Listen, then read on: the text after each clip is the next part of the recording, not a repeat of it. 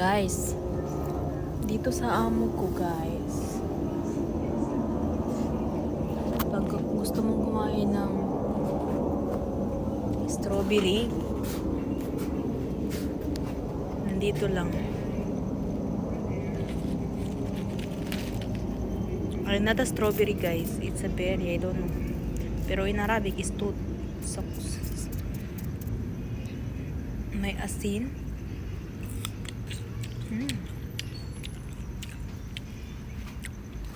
Para siyang santol.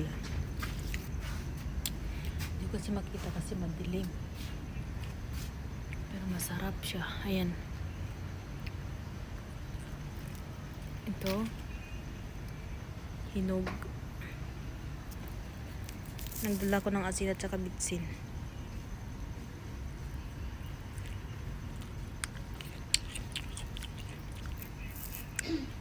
Fresh pa rin. Fresh.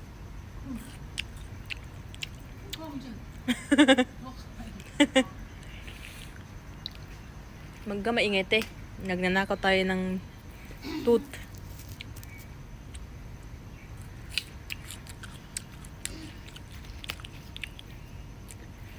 Hindi na kailangan hugasan.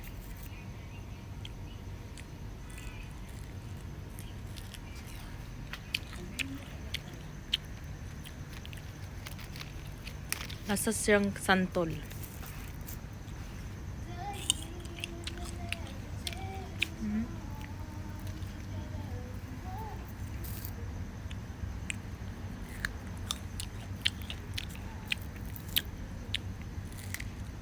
Lalo na ano, malapit ako magregla.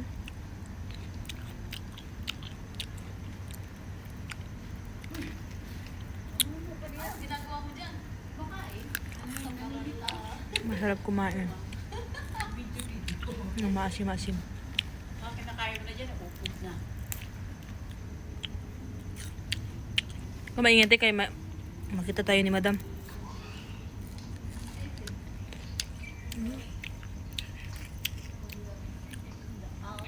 Sarap.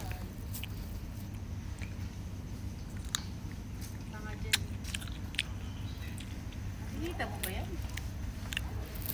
Oo. Masan? Ayan oh. Ay, sus, ang dami pala. Ang kasama ko. Ito na din niyang kumain. Makasim. May asin doon no? Ang ingay mo naman ti ay. Makita tayo ni madam.